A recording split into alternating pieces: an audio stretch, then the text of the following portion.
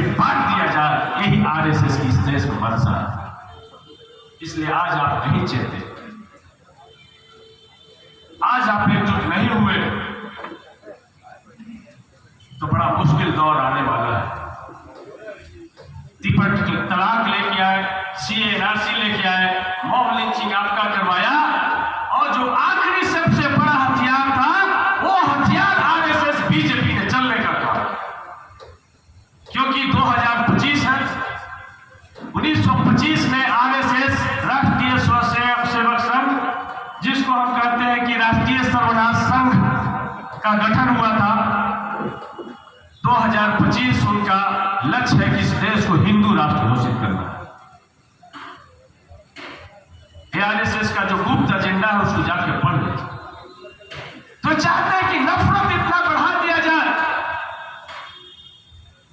लोगों को इतना बांट दिया जाए कि लोग सड़क पे कत्लेआम करने लगे, और जब कत्लेआम करने लगे तो फिर सरकार हस्तक्षेप करे और घोषित करे कि राष्ट्र हिंदू राष्ट्र रहेगा, क्योंकि हिंदुओं ने मांग किया। लेकिन हिंदुओं के साथ में क्या बर्ताव कर रहे भैया? रोहित वेमुला को छात्रवृत्ति मांगने के नाम पर उनको मार दिया हैदराबाद यूनिवर्सिटी में।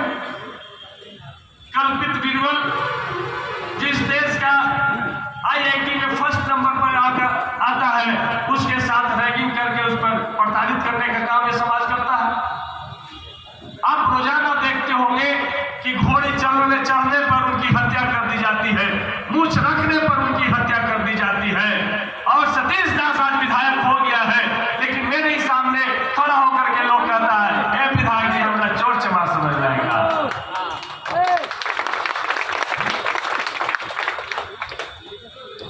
जब राष्ट्रपति को प्राण प्रतिष्ठा में आमंत्रित नहीं किया जाता है क्योंकि वह आदिवासी है, वो महिला है, जब तत्कालीन राष्ट्रपति रामनाथ कोविंद को जगन्नाथपुरी के गर्भगृह में नहीं जाने दिया जाता है, जब जीतन राम जी इस राज्य के मुख्यमंत्री बनते हैं तो मधुबनी का मंदिर में नहीं घुसने दिया जाता, DM के हस्तक्षेप पर मंदिर खुलता है, लेकिन उनके निकलने के बाद उसको गाय का मूत्र और गंगा जल छिट के धोया जाता है। अखिलेश यादव जब मुख्यमंत्री का आवास खाली करते हैं तो उनके आवास को गाय का मूत्र और गंगा जल छिट करके धोया जाता है। तो जब अखिलेश यादव जैसा पढ़ा लिखा व्यक्ति को भी गाय के मूत्र भर भी इस धर्म में वैल्यू नहीं है, तो हमारा आपका क्या वैल्यू हो सकता है? इसलिए ये जो लड़ाई है, लंबी लड़ाई है, थक के बैठना नहीं है। ये थकाएंगे, डराएंगे, लेकिन सबसे बड़ा डरपोक यही है। ये किसने कहा? हमने नहीं कहा। इनका पप्पा जो है अमेरिका के राष्ट्रपति, उन्होंने कहा कि मोदी बड़ा डरपोक है।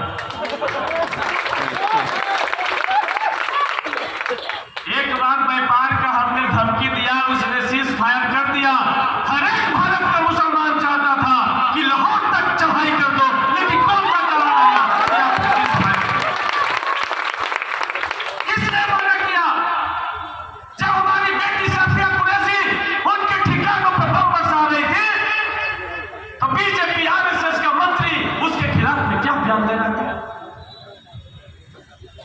ये तो शहीदों के भी सम्मान है, ये तो अंग्रेजों के दलाली करने वाले लोग हैं, उनसे माफी मांगने वाले लोग हैं।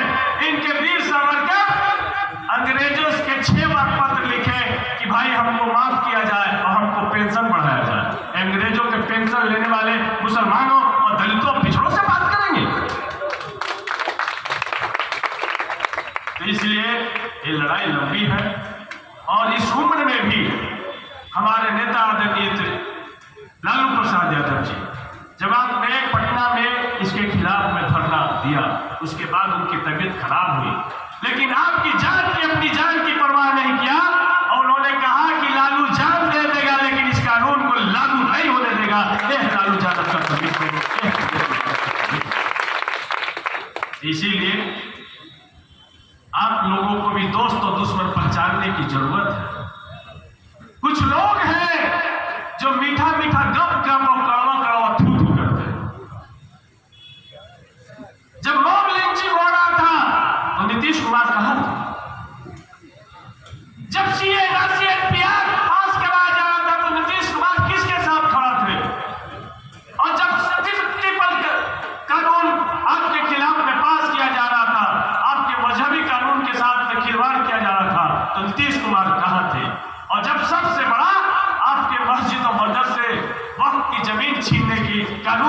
किया जा रहा था, तब नीतीश कुमार जी कहा थे, चिराग पासवान जी खड़ा कहा थे, जीतन राम मांझी जी कहा थे, ये आपको भी तराजू को तौलने की,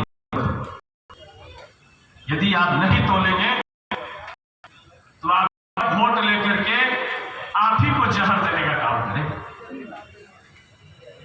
इस बात को समझने की जरूरत है।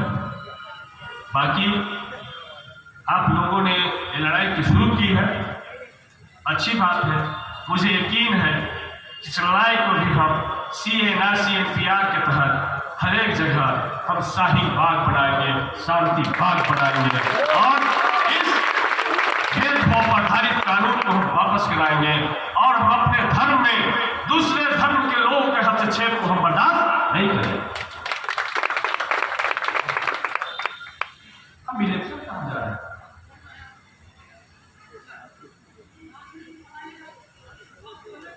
इसलिए हमने कहा, बहुत लोगों को लग रहा है इलेक्शन का बात नहीं करेंगे, इलेक्शन से नेता सिलेक्शन होता है, सिलेक्शन से जाके कानून बनाता है कि नहीं बनाता? मोदी अगर अपने जीत के नहीं आते तो वक्फ बिल का कानून पास करते हैं, बहुमत नहीं होता तो वक्फ बिल का कानून पास करते हैं, सपोर्ट